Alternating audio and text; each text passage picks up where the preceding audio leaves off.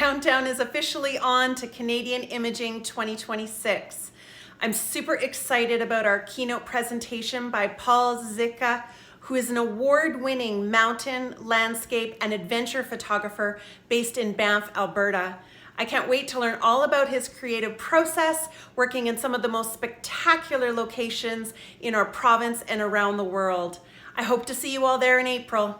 Paul Zizka is a renowned photographer. He's highly sought after by many prominent publications and clients. Plus, he's a mentor and an educator who has had a positive impact on many photographers. Having heard him before, I can easily see him as a keynote speaker for the conference. In your words, Mike, what do you hope photographers attending his talk would gain? Yeah, that is a very good question because, like you, I've been inspired by Paul. So Paul's he's Canon supported for his keynote, which is phenomenal news for us. And I've attended his previous lecture, and like you said, totally impressed. He's got an approach, and he's very generous with sharing his knowledge. Paul inspires those interested in landscape, night, or even ice photography, and especially with his creativity with light. I mean, there are scenes with skaters on ice, and the light that he has shining on them is just brilliant. At the keynote event, which is titled Shooting the Impossible, you're guaranteed Paul's going to reveal his process as he showcases his work. So we're in for a phenomenal evening with Paul as our keynote speaker.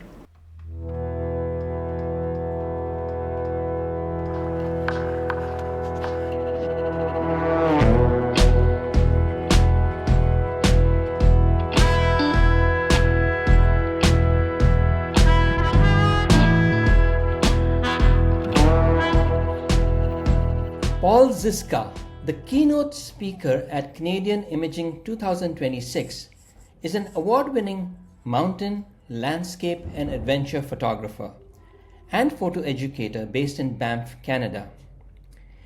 He's frequently published in some of North America's top magazines, including National Geographic, Wall Street Journal, Alpinist, Maclean's, Summit, Canadian Geographic, and Outdoor Photographer.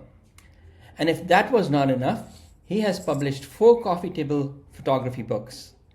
His client list includes national and global brands such as Canon, Apple, Dell, NHL, WestJet, Arc'teryx, Panasonic, and MEC.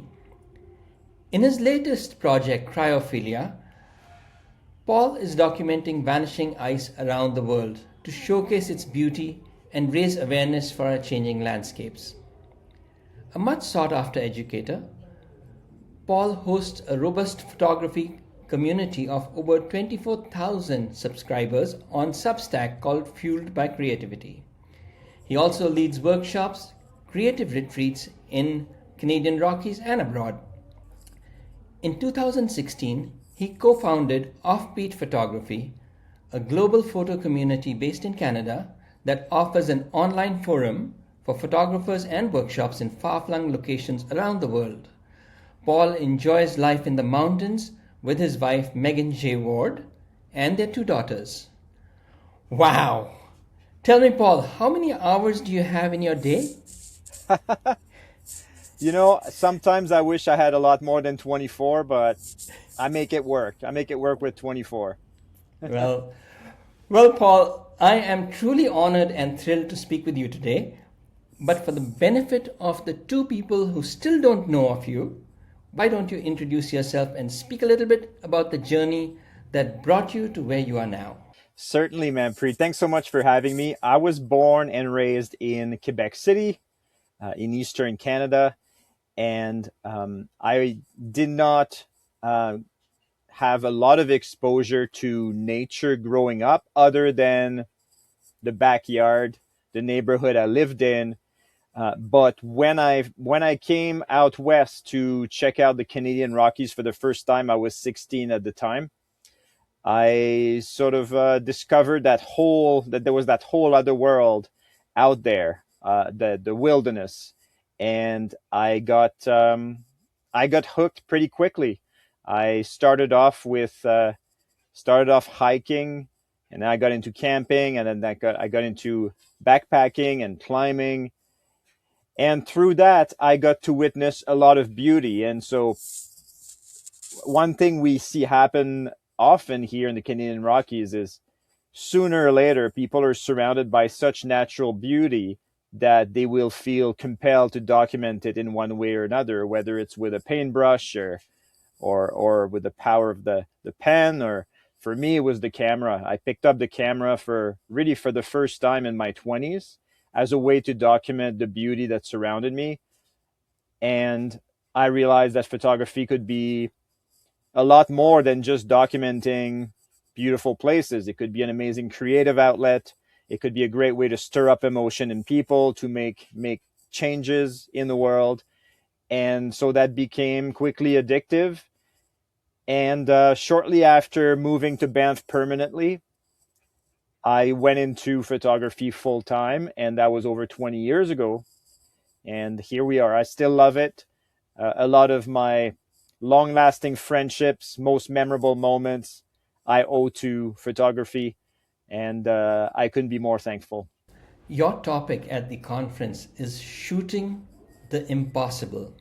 The power of pre-visualizing images. Now that sounds exciting. Would you want to give us a glimpse of your talk, maybe a trailer, as what attendees are going to experience? Certainly. It's very much about the power of creating images that you dream up, that can seem a little bit impossible to come together at first, but when you actually inject the preparation, the commitment, the intention, you throw a little bit of luck in there, you can come up with images that are very rewarding and can be very unique as well. And so I'm going to be talking about the importance of concepts like the importance of imagination, the importance of staying curious in your photography, the importance of intention, the importance of innovation in photography. I'm going to deconstruct some of my own images to hopefully demonstrate how crucial those elements are in the creative journey. I'll also touch on the power of collaboration, the power of personal projects. I'll cover a fair amount over the little bit of time that I'm given. But it's going to be all about trying to create images that sort of stand out, I suppose, because of their dreamy character and because of the amount of commitment it takes to make them happen. Right now, there are so many questions regarding that going on in my head, but I think I don't want to reveal too much to the audience. So we'll have to wait a couple of months for that. Yeah. But if there is someone who's still on the fence, wondering whether I should go to the conference or not, what would you advise them? How would they benefit by being there? Or flipped around, what would they miss if they're not in the audience?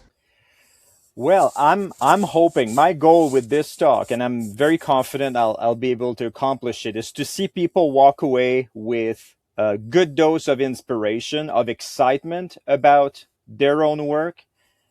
I find that those events like this that bring together lots of like-minded people can be such a great way to jumpstart your photography. Sometimes as photographers, we revolve around the same ideas for a long time, and we feel a little bit stuck. We feel like we stagnate a little bit. My hope is that I can make people perhaps excited about exploring new concepts, in particular, excited about creating images that may seem a little far-fetched, may seem very hard to accomplish at first, but try to make people realize that yeah, they seem far-fetched, but if you sit down and you look at what actually needs to happen for this dream image to come together, what type of preparation do I need to make?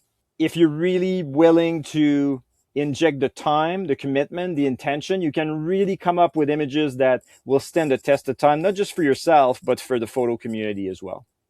But looking at many of your images, I've often wondered, how on earth does Paul ever create those images? Guess in a few months I'm going to find that out. That's right. I'm going to Saskatoon to be transparent with my process. I'd love to take people through my world and my workflow and how I go from those sort of crazy ideas to once in a while a pixel version of those crazy ideas. And once in a while it all works out and you can transfer those crazy images from your mind's eye onto the print. And that's, for me, so much of what photography is about. It's so rewarding. Yeah. Well, thank you, Paul, for agreeing to be our speaker. I really look forward to meeting you in person and learning tons from you. Thank you. Thank you so much, Manpreet. I couldn't be more excited to meet everyone in Saskatoon come spring. So see you all there.